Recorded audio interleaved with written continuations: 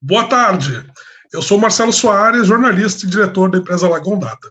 Hoje eu vou mediar aqui com vocês o webinar Mercado de Trabalho e o papel da matemática no pós-pandemia, que começa em instantes aqui no Facebook do Mentalidades Matemáticas. Este encontro faz parte da série E a Matemática com Isso, a iniciativa do Instituto Siddhartha, em parceria com o Itaú Social. Tem o apoio do Instituto de Matemática Pura e Aplicada, o INPA. A ideia é provocar reflexões sobre a matemática que está presente em diferentes fóruns sociais e os seus impactos na sociedade. Quem quiser certificado, no final do evento nós vamos postar aqui nos comentários o link do formulário de avaliação. Quem preencher recebe o certificado e um material sobre o evento de hoje. Fique com a gente, participe, mande perguntas, por favor, mande muitas perguntas, porque a conversa hoje vai ser muito legal. A pandemia da Covid-19 acelera as mudanças que já vinham acontecendo no mercado de trabalho e na economia, e também cria novos desafios. Os profissionais precisam ser cada vez mais qualificados, e as novas oportunidades surgem no horizonte. Na base de tudo isso está a educação e o papel fundamental da matemática. Profissões ligadas à disciplina têm um potencial gigante de geração de riqueza para os países, e a tendência é de crescimento constante. Ciência de dados, inteligência artificial, programação, algoritmos, tudo isso passa pela matemática. E é aí que estão também as maiores potencialidades de criação de novos produtos e alguns dos melhores salários do mercado. O futuro das profissões, a relevância da matemática no mercado de trabalho e as melhores formas para abordar na sala de aula serão alguns dos temas debatidos nesse webinar. Participam nesse debate o cientista de inovação Charles Bezerra, o presidente do Conselho de Administração da Raia Drogasil, Antônio Carlos Piponzi, e a presidente do Instituto Siddhartha, Ya-Jen Chang. Antes de passar a palavra para o nosso primeiro palestrante, eu queria chamar aqui um vídeo do professor Marcelo Viana, diretor-geral do INPA, sobre a importância da matemática para o setor produtivo e como ela pode gerar mais recursos para o país. Vamos ver, então? Saudações a todas e a todos. O meu nome é Marcelo Viana. Sou pesquisador e o atual diretor do Instituto de Matemática Pura e Aplicada, o INPA, aqui no Rio de Janeiro. O interesse e envolvimento do INPA com os temas da educação básica, que remonta aos anos 1990, tem muita sinergia com as iniciativas que o Instituto Siddhartha vem promovendo. E, de fato, nós vimos colaborando de um tempo para cá e ainda é um grande potencial para reforçar essa colaboração. Então, nessa ocasião, eu quero parabenizar o Instituto Siddhartha e a sua diretora, Ya-Jen, pela iniciativa desse evento voltado para o valor social da matemática e a sua importância para o desenvolvimento do país. E quero agradecer a oportunidade de estar me dirigindo a vocês por meio deste vídeo. A matemática tem, evidentemente, um papel crucial na formação dos nossos jovens, nossas crianças, na construção dessa cidadania do futuro do Brasil. E, ao mesmo tempo, ela tem uma importância muito concreta na atividade econômica e na geração de riqueza. Importância concreta e quantificável. Diversos estudos técnicos realizados ao longo da última década em países avançados demonstraram que atividades, profissões com forte incorporação de conhecimento matemático são responsáveis pela geração de uma fração substancial da riqueza do país, quantificada em torno de 15-16% do produto interno bruto de países como o Reino Unido, a França, a Holanda, a Austrália e até a Espanha. Isso é muita riqueza. 15% do produto interno bruto do Brasil representa 1 trilhão de reais por ano. E que isso sinaliza para todos nós que temos uma participação no processo educacional a importância fundamental de provermos os nossos jovens, os nossos alunos, com as ferramentas para minerarem essa riqueza. Isso faz parte da missão do INPA e eu sei que faz parte também das ambições, dos objetivos do Instituto Siddhartha. Por isso, ao mesmo tempo que agradeço a todos vocês pela atenção, eu faço votos de um evento muito produtivo e muito enriquecedor. Tá bom. Muito obrigado.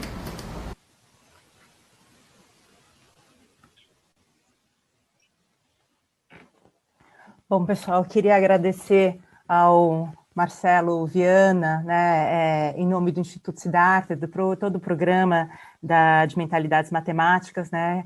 O Marcelo tem nos apoiado em toda essa iniciativa de promover cada vez mais uma matemática de uma forma equitativa para os nossos alunos brasileiros, né? Então, é uma honra realmente ter o INPA sendo um apoiador deste movimento.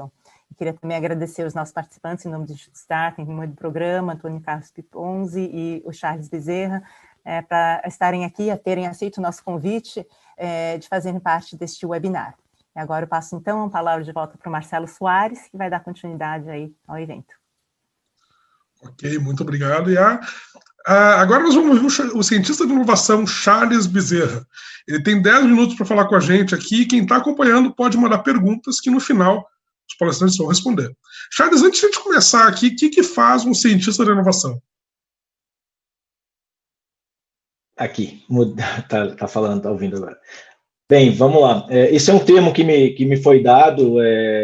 Eu brinco que eu não consigo mais dizer o que eu sou, não consigo explicar muito o que eu faço, nem posso mostrar o que eu fiz, que é confidencial. Então, eu vivo num pouquíssimo marketing, é difícil de explicar essas coisas, mas me foi dado um pouco esse termo, porque talvez a formação que eu tive, então eu venho com a área de design, mas depois eu tenho um doutorado, PhD, nessa área de teoria do caos, inteligência artificial, inteligência aplicada, e eu trabalhei com o cara que foi meu orientador de PhD, Charles Owen. Ele vem de uma corrente de um matemático chamado Christopher Alexander, que criou uma teoria de linguagem e de pensar. Então, uma pessoa que sistematicamente fez projetos de futuro, projetos para grandes organizações, e primeira pessoa que lidou com computação pesada para grandes problemas de design. Para vocês terem ideia, ele fez consultoria para a NASA e ele ajudou a desenhar a Estação Internacional Orbital. Então, decidir como os astronautas iam comer, dormir, como as portas iam fechar no espaço, toda essa parte de design ultra complexo. Então, de certa forma, tem isso da formação, tem da influência do orientador, tem um pouco de um jeito de pensar também que é baseado num falsificacionismo aí do filósofo da ciência Karl Popper, que a ideia é de que você nunca prova que está certo. A gente conjectura uma ideia, uma hipótese e tenta destruí-la. Então, é pelo falsificacionismo, é pela tentativa de destruição que as nossas ideias se sustentam, e quando uma teoria é estabelecida, ou seja, quando ela passa algumas provas, tem-se um conceito, não significa que ela é verdade, mas é que ela não foi refutada ainda, ela não foi negada. Então, esse jeito de pensar, que é extremamente analítico, mais sistemático para fazer atividades de design, para pensar em inovação, é o termo que está usando, mas eu realmente não acho que a linguagem muda e é dinâmico para caramba, as palavras vão mudando. Mas eu lido fundamentalmente com coisas novas, com coisas que não existem ainda.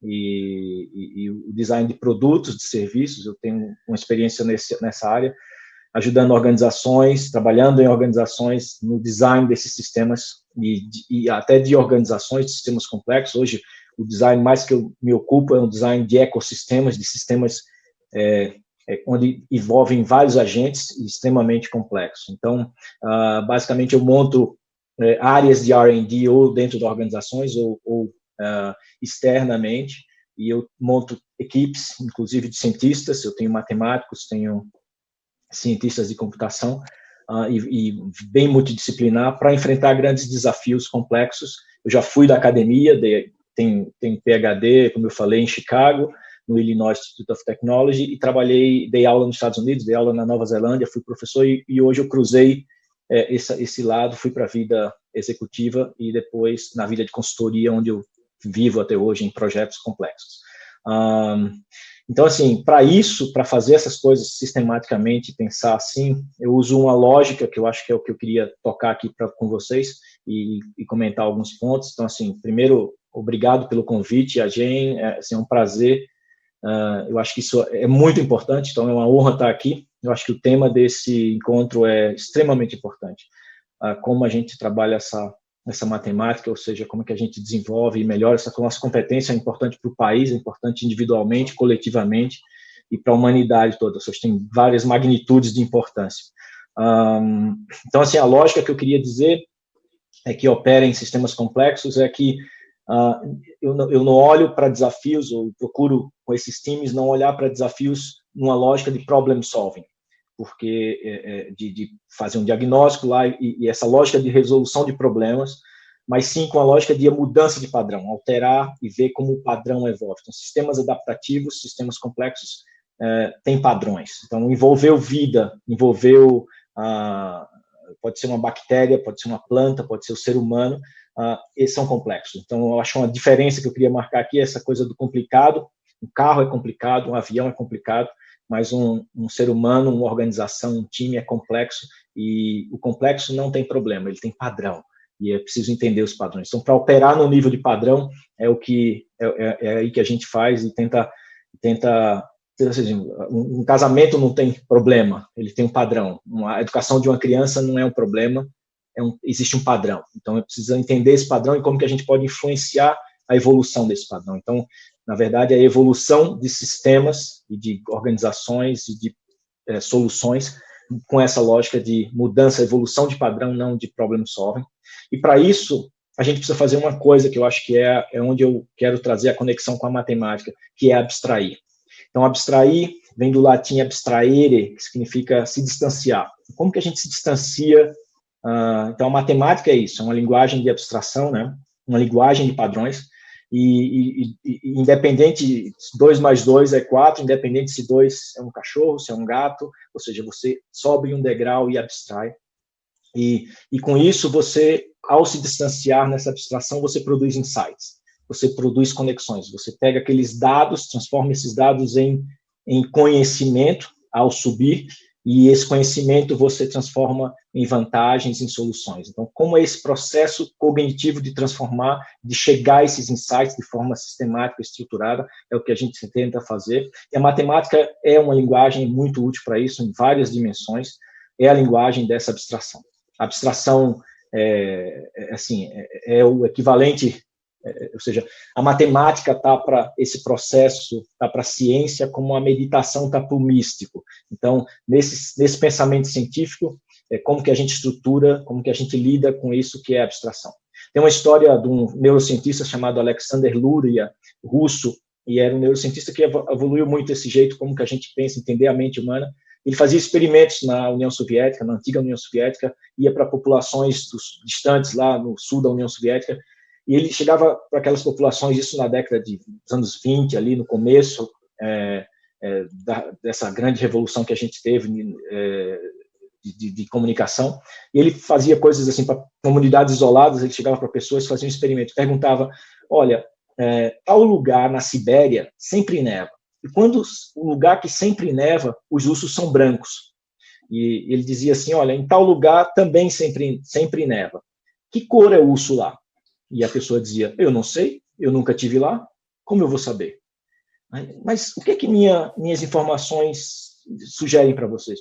Eu não sei, você está me colocando um problema que não é concreto. Ou seja, havia uma certa incapacidade de abstrair, de lidar com o hipotético. Então, uma das teorias de inteligência é isso, é que nós, e tem um cientista, eu conheci na Nova Zelândia, eu ensinei na mesma universidade com ele, o James Flint, que ele disse que ele fez um estudo e todos os testes de QI, de gerações e gerações, parece que nós nós estamos superando, assim, a cada geração. Então, e a pergunta é, estamos ficando mais inteligentes? Ele disse, não necessariamente, mas ele linka a ideia de que inteligência tem a ver com essa capacidade de abstrair, com essa capacidade de lidar com o hipotético. Então, essa é uma base da ciência, a matemática é uma ferramenta fundamental para isso, e isso, se distanciar para ver, é fundamental. Outro ponto que eu queria tocar é que a gente, nesse conceito, ainda caminhando nessa coisa da inteligência, a importância da abstração nesse processo e a matemática nessa ferramenta de abstração, é que nós estamos vivendo a maior revolução em inteligência. A maior revolução. Pela primeira vez, nós somos capazes, com as máquinas que nós temos, de automatizar a abstração. Ou seja, uma rede neural, um sistema computacional, que nada mais é do que camadas de abstrações, literalmente, são camadas, níveis de simuladores de neurônios que abstraem, são camadas desse processo de abstração que distancia do que é real para fazer essa análise, está revolucionando tudo, ou seja, pela Pela primeira vez, nós estamos automatizando essa capacidade de inteligência, estamos criando uma inteligência artificial. O impacto disso é revolucionário, a gente só vai realmente perceber o que está acontecendo. Eu lido em vários setores e, assim, olha, o setor financeiro está sendo drasticamente, então um trader não vai ser capaz de bater uma máquina, um médico não vai ser capaz de identificar tão bem quanto a máquina, nós não vamos dirigir carros tão eficientes como a máquina, ninguém vai ser capaz de fazer uma fazenda, de produzir uma fazenda tão eficiente quanto a máquina. As gerações de tratores já vêm, as próximas gerações só vai vir sem cadeira, e isso, a gente está falando de coisas soltas ainda, mas amarrando isso com robótica, com essa coisa, com a qualidade das informações do GPS, mais dados, mais computação, mais poder computacional, não estou nem falando de computação quântica ainda, representa uma revolução de uma magnitude assustadora.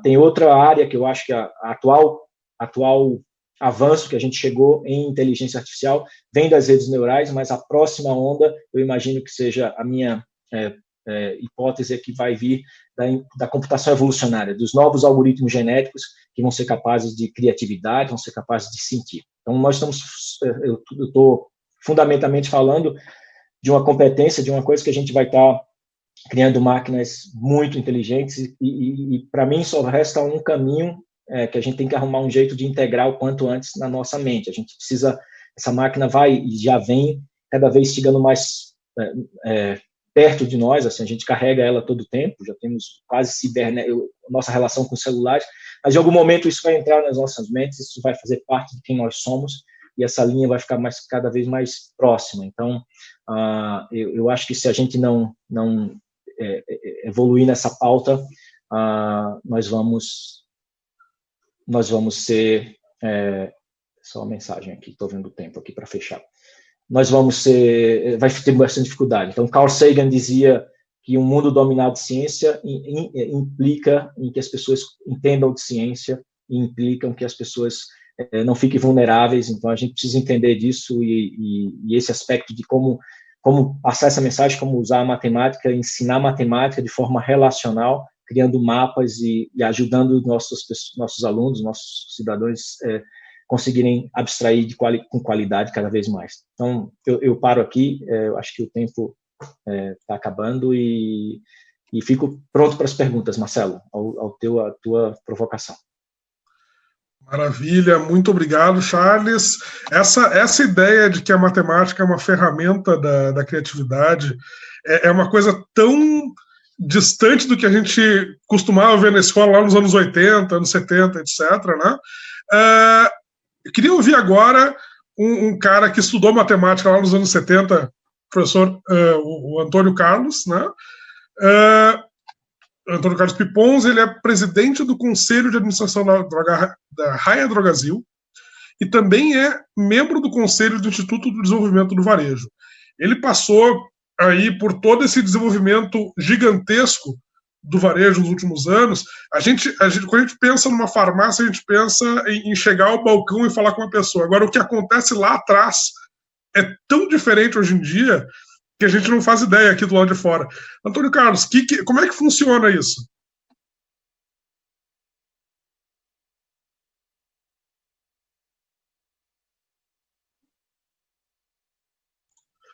Antônio Carlos, o teu microfone. Eu dizia o seguinte, que quanto mais velho a gente vai ficando, mais difícil a gente resumir a nossa experiência em poucos minutos, tá? E eu vou realmente procurar abordar alguns temas, tá? Dentro do que eu conversei com o Yajin me surpreendeu, falando, poxa, eu queria que você falasse um pouco sobre o que nós conversamos há um tempo atrás. Você falou quanto que era importante a matemática na prática, na tua vivência, tá? Porque eu realmente me entusiasmei muito com o trabalho da Yajin, o que ela faz no Instituto Siddhartha, inclusive até estamos procurando até ser parceiros agora num projeto. Mas, enfim, falar um pouquinho da matemática, quer dizer, como é que foi a matemática na minha vida e como é que a matemática eu enxergo ela no mundo empresarial, tá? Fazendo um pouco do histórico, trazendo os anos 70 para cá.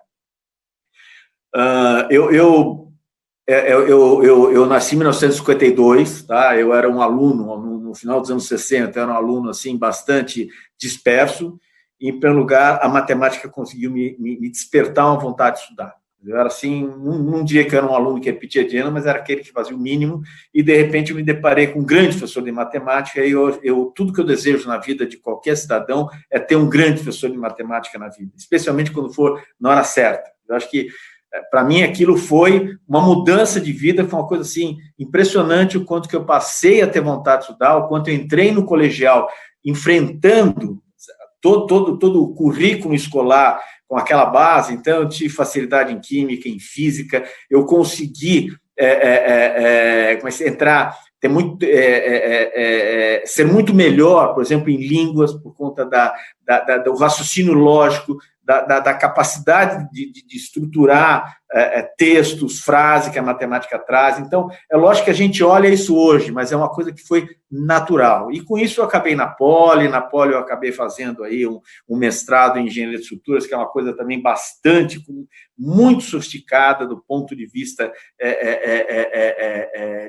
de um raciocínio analítico, de lógica e tudo mais. Cheguei até, para completar o mestrado, faltava uma matéria, eu cheguei a estudar na matemática, tentar fazer essa matéria, era de uma complexidade que eu não conseguia. Olha que eu tinha passado por temas bastante complexos quando eu estudo engenharia de estruturas, tá?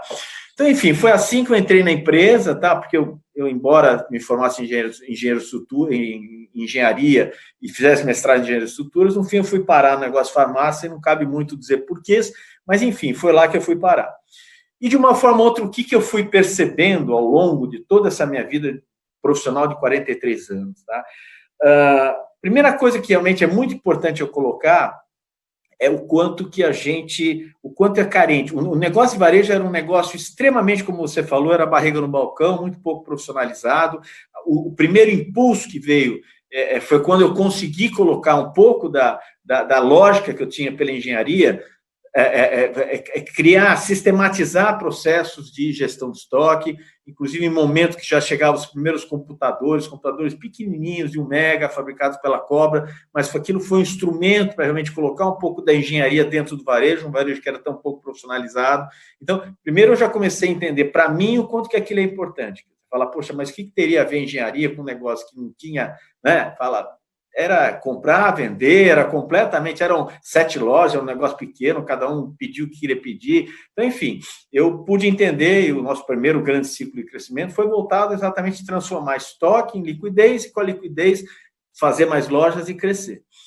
À medida que a gente foi crescendo, o que a gente percebeu é que era muito importante a gente trazer, tá certo, todo o propósito do fundador, que é meu avô, dentro dessa empresa, que era um propósito de cuidar de gente, trazer para o negócio. E quando a gente foi trazer para o negócio, falou, bom, a gente precisa exatamente não mais de vendedores clássicos, mas sim de jovens de primeiro emprego. E aí, a partir daí, em 1993, a empresa passou a investir exclusivamente em jovens de primeiro emprego. Nós temos hoje 39 mil funcionários em loja, todos começaram a carreira pelo estágio número 1, no primeiro degrau. E todos são preparados dentro da empresa para esse ofício, que é um ofício basicamente de cuidar de gente, cuidar de pessoas, uma vocação muito nobre e que o ser humano abraça com muita facilidade.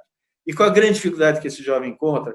É exatamente a lógica de raciocínio. Ou seja, ali você vê a falta que a matemática faz, não só, a gente está falando de repente, ele conseguir mensurar a dose que ele vai colocar para aplicar uma injeção, saber a diferença entre 0,1 e 0,01, mas muito, tá certo? Na capacidade de você organizar teu raciocínio, para enviar um texto, para enviar um comunicado, para conversar com as pessoas. Então, eu acho que isso é uma grande carência, alguma coisa que a gente tentou de várias formas resolver, e eu acho que isso ainda persiste, acho que é um grande desafio para todos que apostam na matemática como um meio fundamental para formar, tá certo? Formar o cidadão, para educar o cidadão. Eu acho que aí realmente é um diagnóstico e, ao mesmo tempo, um desafio que a gente tem para enfrentar.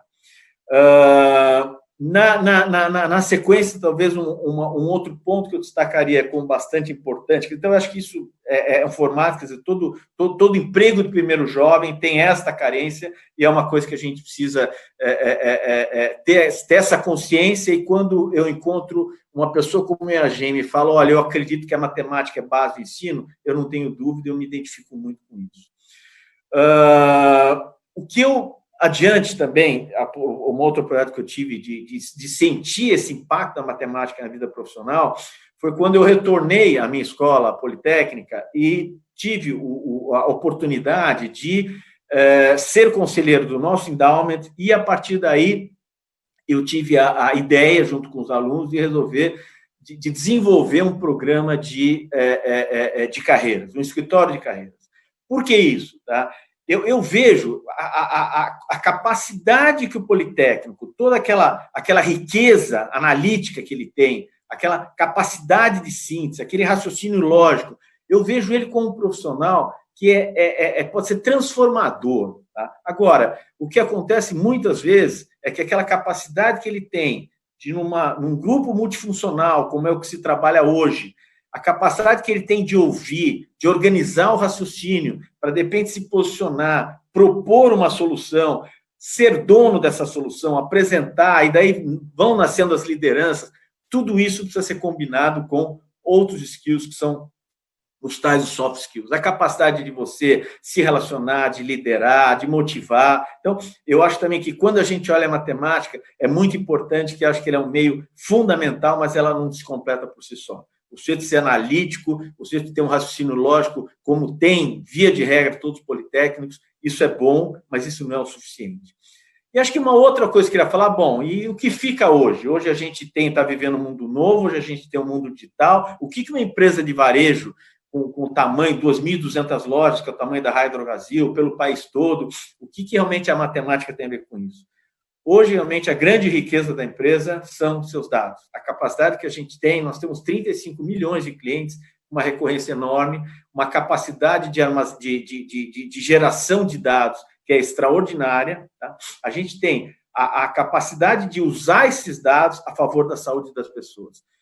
Então, primeiro que o negócio por si só tornou-se muito mais analítico, com muito mais necessidade de matemáticos, de engenheiros, de cientistas de dados. Hoje, realmente, a diferenciação do negócio está na sua capacidade de analisar as coisas de forma muito mais, cada vez mais granularizada. Tá? Quando se fala de 2.000 lojas, de 30 mil SKUs, ou 30 mil produtos, 35 milhões de clientes, o jogo se decide exatamente na tua capacidade de lidar com dados. Então, eu acho que isso abre um mercado extraordinário. Eu acho que hoje as empresas, ainda mais a nossa, ainda hoje mais do que nunca, ela quer usar toda essa base de dados a favor de um ecossistema de saúde que procure dar um acesso melhor, um tratamento da saúde pela prevenção e não pela cura. Ou seja, nós queremos mudar de lado, ao invés de ganhar com a doença, a gente quer ganhar com a promoção do bem-estar. E eu acho que tudo isso, quem vai mover é exatamente essa base de dados que a gente tem, com experts, com especialistas, para poderem trabalhar nisso e tornar esse sonho possível. Então, eu acho que hoje a gente tem esse grande direcionamento de falar, nós queremos ser grandes agentes, grandes protagonistas, grandes atores de um ecossistema de saúde em que a gente compartilhe base de dados para que, junto com todo o sistema, hospitais, planos de saúde, clínicas, laboratórios de análise clínicas, que a gente efetivamente possa ter uma saúde a um custo muito menor e com muito mais inclusivo. Tá? Então, eu acho que um pouco aí da matemática e eu ao longo da minha vida, tá? Muito legal. Só uma perguntinha assim, antes de a gente concluir aqui. De 93 para cá, que tipos de profissionais diferentes que hoje o grupo contrata para dar conta desse desafio de trabalhar com os dados que não se pensava em contratar lá em 93, quando o senhor começou na direção do grupo? Bom, quando eu falo do 93, eu estou falando, não é que 93, a grande mudança que teve em 93 é o fato de você passar a trabalhar com jovens de primeiro emprego no atendimento de loja. A loja, realmente, o emprego de varejo, ele é sempre um primeiro emprego, ele é uma porta de entrada no mercado de trabalho. É um momento que, provavelmente, você tem, ele é o varejo, o maior empregador do país, e é por ali, inclusive, isso é muito comum fora do Brasil também, que esse emprego é um emprego, muitas vezes, de meio período, que serve para o jovem pagar a faculdade. Ele, muitas vezes, ele é uma ponte de entrada no mercado de trabalho. Então, para esses jovens que a gente passou a trabalhar a partir de 93 só com jovens de primeiro emprego, ou pelo menos primeiro emprego formal, e de lá para cá a gente seguiu sempre assim. Então, com relação ao perfil das pessoas, infelizmente não mudou. Não mudou porque, na realidade, a gente tem uma base ainda do ensino médio que é muito fraca, Agora, eles têm, obviamente, a possibilidade de se desenvolverem, tá certo? Através do esforço próprio, através daquilo que a empresa propicia, mas é muito mais dentro do currículo de aprendizado daquele negócio, tá? Mas a gente procura, inclusive, viabilizar, e temos vários casos, a gente tem 8 mil farmacêuticos, e seguramente quase que a metade aproveitou, tá certo, de uma forma ou outra, de uma bolsa de estudos para poder fazer a faculdade de farmácia. Agora, o que a gente observa, fala, nossa, isso poderia ser muito melhor, o desenvolvimento desse jovem poderia ser muito melhor se ele tivesse uma base melhor de matemática. Porque da matemática, para mim, vem toda a capacidade de enfrentar todo e qualquer problema, a capacidade de comunicação com os clientes, a capacidade de liderança, ou seja, a lógica de você expressar teu raciocínio já é um negócio que exige um fundamento sólido, tá certo? Que é a matemática. Tá? Agora, com relação aos profissionais, do ponto de vista de executivos, aquele grupo a gente tem mais ou menos 200 vamos dizer, na alta gerência da empresa, tá? Esse grupo, efetivamente, ele está adaptado ao mundo digital. Então, é um mundo que, realmente, a capacidade, a competência analítica cada vez mais é requisitada. Mas a coisa se fecha muito pela combinação de perfis. Hoje, quando a gente fala em desenvolvimento de tecnologia digital, nós estamos falando de uma tecnologia voltada para o cliente, para aquilo que você vai utilizar quando você pegar um mobile na sua mão. Tá? Então, você, naquele momento, você tem que ter todas as competências para entender como é que esse sujeito decide, o que ele pensa, o que é fácil para ele, tá? Qual é a jornada que ele tem, tá? Então, também não adianta você desenvolver aquilo que você acredita que é bom para você, você tem que pensar no que é bom para o cliente lá na ponta. É a filosofia do Customer Centricity, né? Então, isso é hoje básico em qualquer pensamento de varejo, né? Então, eu acho que mudaram as pessoas, o perfil analítico, o perfil do cientista de dados tem cada vez mais espaço. Agora, as competências exigidas, elas são diversas, e a diversidade é muito importante dentro de toda essa área de suporte que a gente tem para essas 2.200 lojas. Muito legal. Muito obrigado, Antônio. E agora, a nossa terceira palestrante, a Yajin Chang, presidente do Instituto Siddhartha. Ela vai falar sobre a importância do estudo da matemática para que as pessoas se tornem profissionais mais completos, assim como o Antônio falou, assim como o Charles também falou. Por favor. Muito obrigada, Marcelo. Só vou compartilhar aqui a minha tela com todos. Vocês estão vendo a minha tela? Sim. Peraí, eu que não estou vendo agora. Só um minutinho.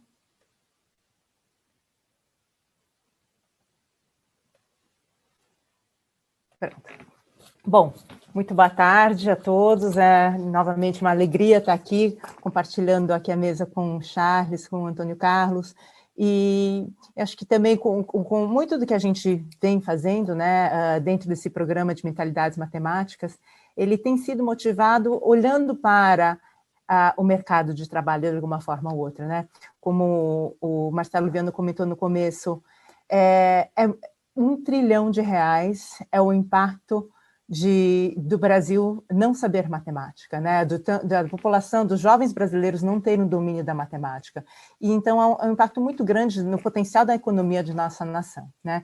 E quando a gente olha para esse momento tão delicado que a gente está passando, esse pós-pandemia, a gente sabe que muitas coisas vão mudar, né? O mundo inteiro parou, estamos todos em casa de alguma forma ou outra. Economias de nações estão sendo, né, alguns devastadas, economias pessoais também. Tudo está se assentando, né? E como a Angela Merkel falou logo em março, né?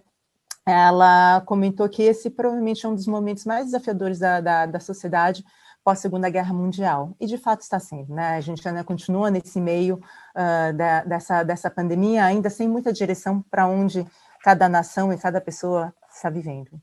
Mas ao mesmo tempo que a gente está vivendo nesse momento tão desafiador, acredito muito que em toda crise existe uma oportunidade, existem muitas oportunidades, né? E são nesses momentos de crise que a inovação mais acontece. Então, quando a gente traz esse tema de trabalho e matemática, né, como o Charles colocou, estamos vendo muita complexidade, né, de padrões. Que padrões são esses que a gente está vendo no mundo e quais são os padrões que vão se alterar frente a essa pandemia? Curiosamente, eu estava dando uma pesquisada aqui, e no Banco Mundial, em 2019, publicou um relatório justamente falando da natureza mutável do trabalho. A gente sabe que essa questão do novo trabalho já não é, né, recente, não começou agora no momento da pandemia, mas já vem de alguns anos com a chegada da tecnologia. Na verdade, ela sempre esteve com a gente de alguma forma ou outra, né? E eu achei interessante nesse documento destacar duas coisas. Uma é o primeiro item, coloquei em amarelo aqui, que são habilidades técnicas, né? Que são o quê? As habilidades específicas que a gente está falando de emprego, né? No futuro próximo agora, é uma combinação de know-how tecnológico com soluções de problemas de pensamento crítico, muito como o ACP trouxe, né? Na experiência dele no campo, inclusive do varejo, como tudo está se transformando, né? E hoje a gente percebe que não estamos mais indo nas lojas, nós estamos pedindo muitas coisas via internet, via delivery, e assim por diante. Então, como é que isso altera, né, na mecânica e na dinâmica de trabalho? Bom, aqui o relatório fala também das competências socioemocionais, mas neste seminário, ou nesse webinar, nós vamos focar simplesmente na parte técnica, que é relacionada também à matemática, né? Então, quando você olha para esse mercado, a gente está falando também desse campo que o Charles falou, da internet, né? Como a internet tem alterado a inteligência artificial, a ciência de dados, né, e a internet das coisas. O que é isso, né? Então, são esses objetos que, de alguma forma ou outra, estão plugados na internet ou plugados em uma rede onde eles conseguem gerar dados, né, que é um pouco do que o Ponce também colocou, né?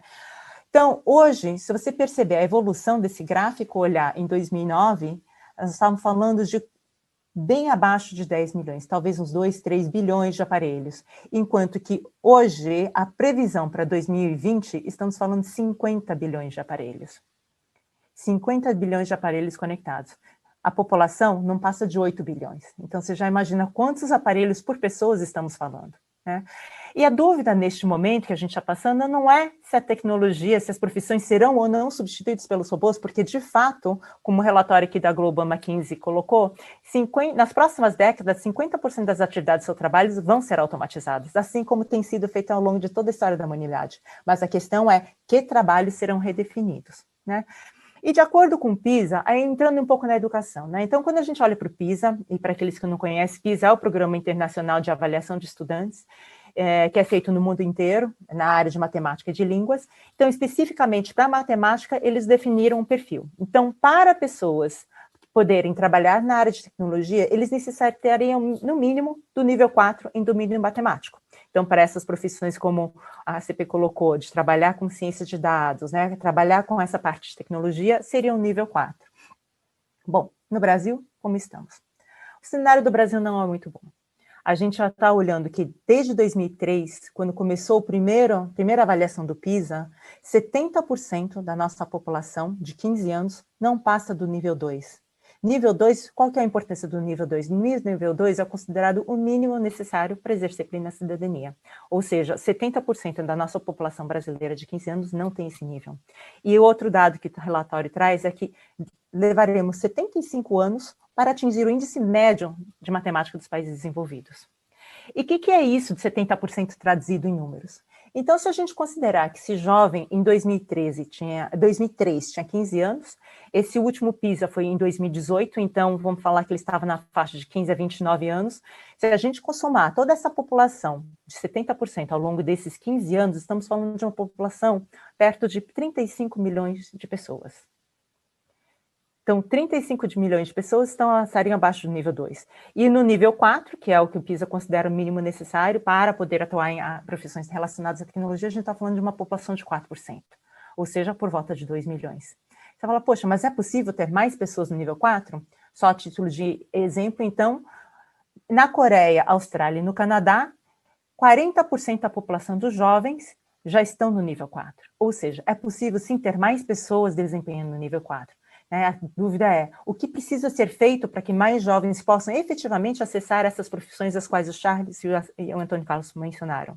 é apenas mais um item a título de curiosidade, é que no primeiro trimestre de 2019, o censo brasileiro registrou 33 milhões de pessoas com carteira assinada. Ou seja, temos mais pessoas que não sabem matemática do que pessoas com carteira assinada.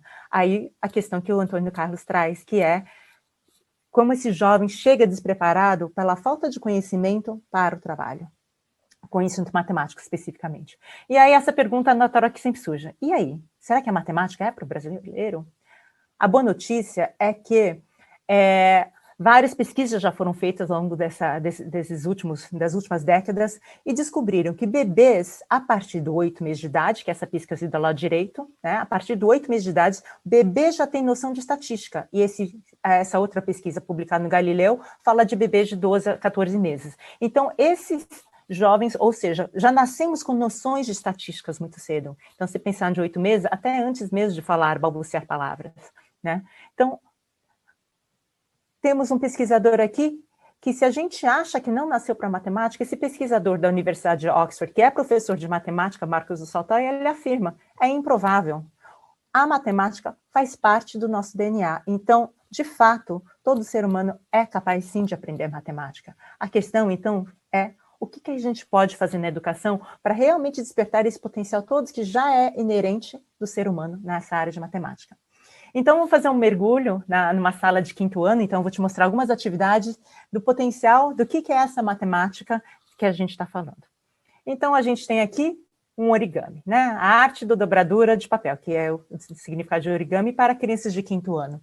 Então, você vai ver aqui, são fotos reais de crianças que desenvolveram para uma atividade online, digamos assim, né, que teve agora recente, onde a professora deu o desafio, professora na aula de matemática, de eles fazerem origami de diversos animais que eram encontrados próximos deles, né?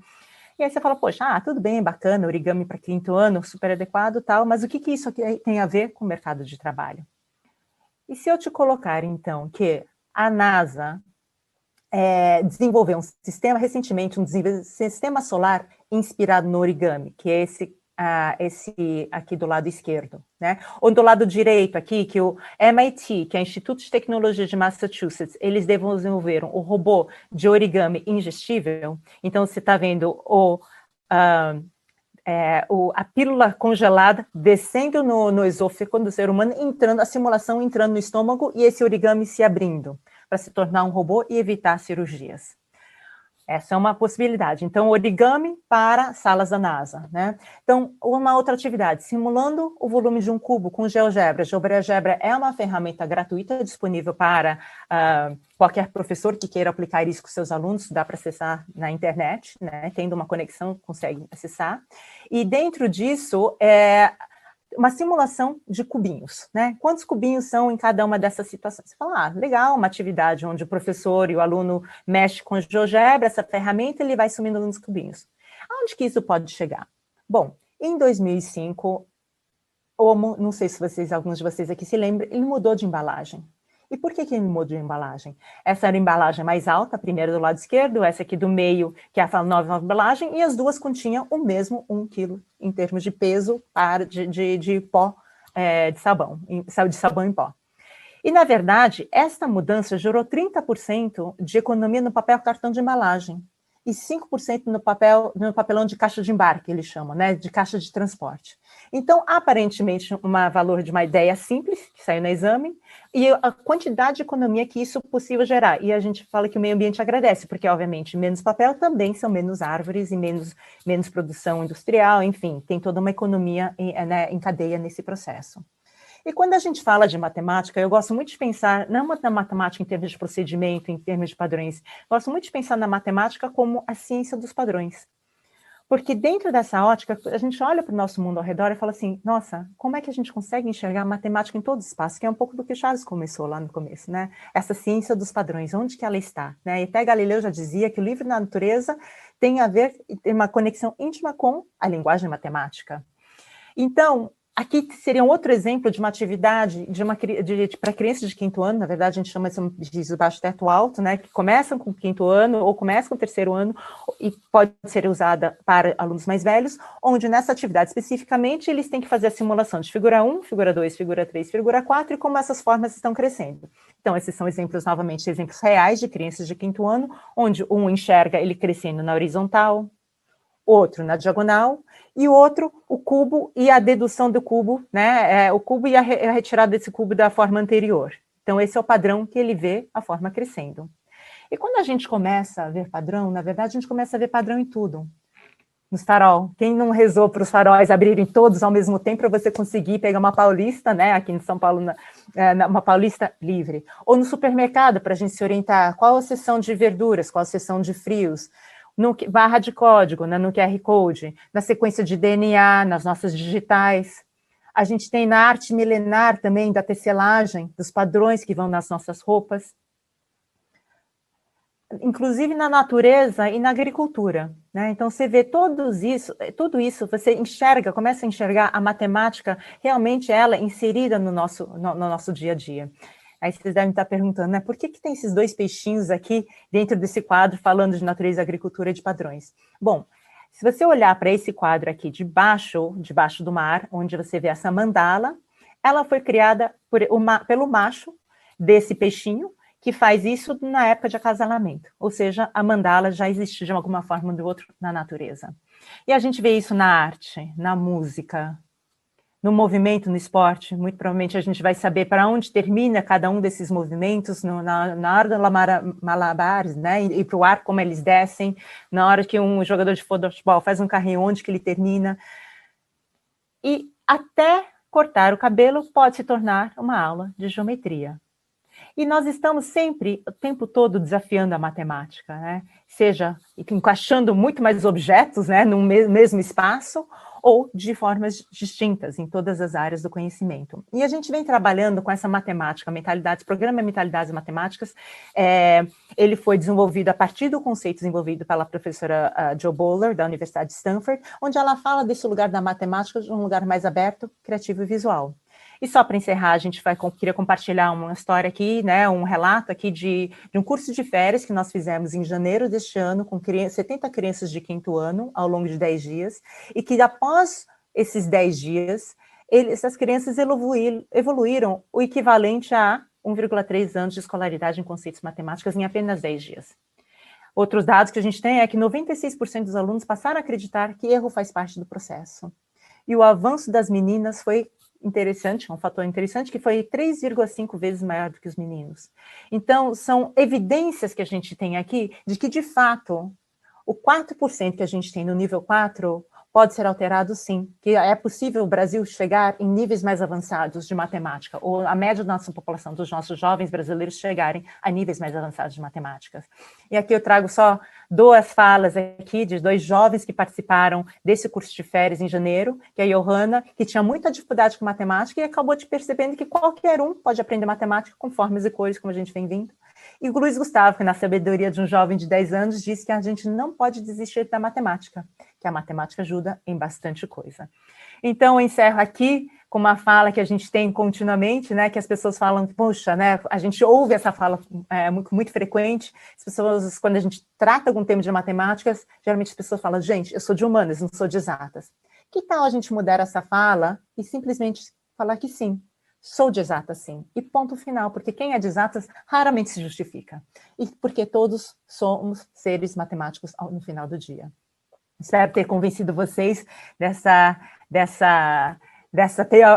do que a gente tem estudado, de que realmente é possível o Brasil e todos os nossos jovens atingirem níveis mais altos de matemática para que a gente consiga efetivamente avançar naquilo que o Marcelo Viana trouxe no começo, que é chegar e avançar nesse R$1 trilhão de geração de riqueza. Obrigada. Muito, muito, muito obrigado.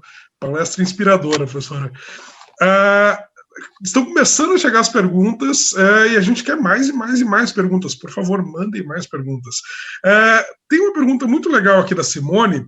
Simone Zordan Torciano, ela pergunta o seguinte: como é que a gente pode melhorar a formação do professor de matemática para que ele possa atender a todas essas exigências do mundo atual, já que as metodologias não condizem com a atualidade. A gente ainda precisa puxar 35 milhões de pessoas aí para o nível 4, pelo menos, né? Como é que a gente faz isso, professora? Olha, é um trabalho bastante desafiador, mas o que a gente tem percebido, pelo menos nas formações que a gente tem feito, né? Esse programa já existe no Brasil desde 2017, 16 que a gente começou a implantar, né? E o que a gente percebe? Que quando o professor tem a experiência em primeira mão de se reconhecer como ser matemático e perceber a beleza da matemática, além dos procedimentos, da fórmula e do processo de memorização, ele também se encanta pela beleza da matemática e ele consegue transmitir isso que o Antônio Carlos falou no começo. Um bom professor de matemática é capaz de fazer milagres, né? Então, é isso que a gente percebe. Então, esse o que a gente está promovendo dentro desse programa. Inclusive, temos essa parceria com o Itaú que a gente desenvolveu e traduziu todos os materiais no site do UQubit. Depois a gente vai mandar essas informações, eu pedi para as meninas já colocarem aqui no feed do Face. E se vocês quiserem acessar esse site, você tem acesso, as professoras vão ter acesso a atividades, artigos, várias informações que podem ajudá-lo a repensar como eles ensinam matemática em sala de aula. Muito legal, muito legal. Nós já temos 118 participantes aqui nos assistindo ao vivo e fora todo mundo que vai assistir depois, né? E o Rafael Massamboni trouxe uma pergunta muito, muito, muito bacana, que é a seguinte: até muito pouco tempo atrás no Brasil, seria muito difícil ver um matemático atuando no ambiente corporativo. O cara se formava em matemática e ia atuar em sala de aula, seja em escola, seja em universidade, né? E por que o Brasil demorou tanto para trazer para a sua realidade essa necessidade de matemáticos no mercado de trabalho? Se eu puder pelo menos colocar um pitaco nisso, eu acho que o mundo digital, ele puxou esse movimento. Acho que o mundo digital foi realmente o grande responsável por esse ponto de aceleração da curva. Para mim, isso é muito claro. Dentro com a experiência de quem viveu esse lado empresarial, especialmente um lado de varejo, que é feito de muitos dados. Como eu falo, se você ouvir hoje, quer dizer, qualquer um vai te dizer que a grande riqueza das empresas, o grande patrimônio, está nos dados que ela gera. Então, essa capacidade que o matemático tem de poder lidar com esses dados em prol de uma produtividade maior, ela se tornou extraordinária. Eu diria a você o seguinte: esses jovens são disputados de uma forma que vocês não imaginam. Agora, com a pandemia, a coisa acalmou-se um pouco, porque, na realidade, era assim, entrar, depois de 2, 3 meses, já tinha outra oportunidade, e era um negócio, inclusive, o propósito passa a ser muito importante na vida desses jovens também. Eu acho que o equilíbrio vem não é só do lado financeiro, mas do lado do propósito. Eu acho que isso é muito bom para as empresas que têm propósito, para as empresas que realmente sinalizam, falam, olha, a gente quer transformar a saúde. Isso é uma coisa muito importante na cabeça do jovem. Agora, a demanda que o mercado tem, há 2 anos atrás, eu fiz uma palestra que a gente tinha 3 mil pessoas prontas, tá, para serem desenvolvedores digitais, para 100 mil espaços existentes, para 100 mil postos existentes. Acho que essa conta hoje deve ter subido exponencialmente. Estou falando de 2 anos e eu vi isso de um empreendedor que criou uma escola para desenvolvedores, né? Então, eu acho que eu não tenho dúvida nenhuma que ele veio agora e num nível de aceleração que é uma estupidez realmente. O Charles? Eu concordo totalmente com o Antônio. O mundo digital deu esse poder, assim, desvendou isso. Eu acho que todo mundo, não só assim, a formação matemática, mas quem tem essa linguagem, quem está familiarizado com isso, consegue fazer uma coisa que os sistemas complexos precisam, que eu acho que é a grande sacada, que é conseguir decifrar as coisas. E a capacidade da linguagem lógica, matemática, de criar mapas de totalidade, de a gente ver o todo, de a gente ver as partes, mas conceber uma totalidade, isso faz toda a diferença, porque quem lida com padrões sabe que nós não controlamos sistemas complexos, nós não controlamos nossa casa, nossas organizações, nossos clientes, mas o que a gente pode fazer é influenciar, para detectar onde pode ser esse ponto de influência, tendo um mapa de totalidade é melhor, é maior, é mais eficiente. Então, acho que novos dados podem surgir isso, e às vezes a gente fica muito preso só aos fragmentos, ao slide. Então, para mim, o slide e a tela ele nos limitam, onde a linguagem matemática, eu acho a equação toda, a função objetivo, olhar o todo e as constraints do problema, dos desafios complexos, eles podem nos ajudar a abstrair com mais qualidade. Então, e olha, abstrair e fazer isso e pensar é exaustivo, inclusive fisicamente. Um jogador de xadrez, num jogo, chega a perder 1.000 calorias. Então, assim, é um exercício, é um jogo de tênis, tá? Então, assim, pensar também faz bem para... Não dá para ser o campeão de xadrez se não se exercitar fisicamente, porque não aguenta um jogo. Então, assim, pensar também trabalho físico e consome energia. E é muito gostoso. Ô, Charles, eu fico feliz com o que você fala, viu? Porque ficam sempre no meu pé que eu tenho que caminhar. E o que eu exercito no meu cérebro, você está assistindo? Eu vou parar com os exercícios chatos aí e vou ficar realmente... hora de xadrez. No meu escritório, na boa, tá? É isso aí. Gastando meus neurônios aí com toda essa loja. Muito legal, muito legal. A gente está quase, infelizmente, terminando nosso tempo. O formulário de avaliação está aqui nos comentários já. Quem preencher o formulário vai receber o certificado e mais um material sobre o evento de hoje. E eu queria ver aqui com o pessoal da organização, por favor, me falem se a gente consegue fazer mais uma pergunta que tem a ver com o que o Charles falou ali antes, porque é a pergunta que o Adriano trouxe, perguntando qual a opinião de vocês sobre o ensino de matemática para professores de matemática por EAD, que é uma tendência hoje no Brasil, a maior parte dos professores de escola fundamental está sendo formada por EAD. Vocês têm uma opinião a respeito? Talvez de agenda. Hã? Desculpa, a distância. Pode, né? Eu acho que a Gen é mais credenciada para falar sobre isso. Pode só repetir um pouco a pergunta? Desculpa, é que eu acho Tá. que desconectei um pouquinho aqui. Legal. O Adriano pergunta qual é a opinião de vocês sobre a formação de professores de matemática pelo ensino à distância.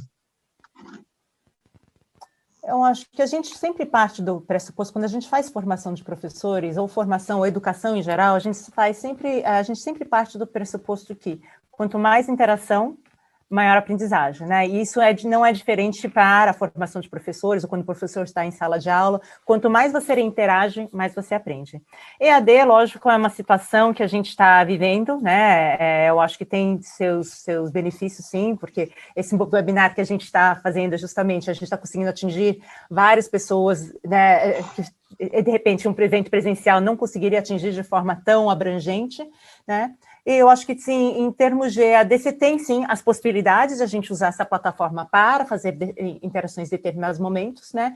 Mas eu acho que também, pensando em formação de professores, e pensando que nós vamos retornar à sala de aula, o momento presencial, onde você está interagindo e efetivamente colocando teoria na prática, também para a gente é um momento crucial para desenvolvimento, né? E para ajudar os professores a realmente evoluírem na sua prática, né? Então, para mim, eu acho que o melhor dos mundos é uma combinação dos dois, mas dentro da situação que nós estamos vivendo, a gente sabe que isso não é possível por enquanto.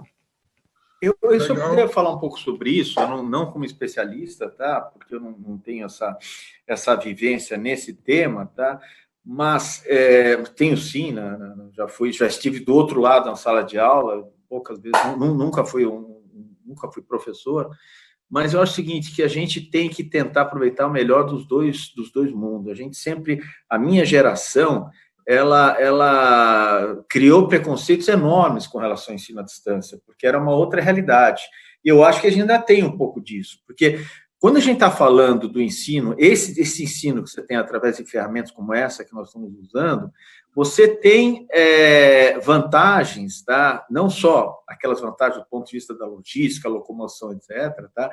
Mas você consegue muitas vezes apresentar com muito mais clareza materiais, você tem formas, tá certo, de dúvidas, formas de você organizar a sua sala de aula. Então, eu acho assim, eu sou assim extremamente emocional, aprendi a ser um líder dentro de uma empresa como essa, a gente gosta de tocar as pessoas, de abraçar, eu gosto de inaugurações, eu sou realmente alguém, como todo ser do varejo, gente que gosta de gente.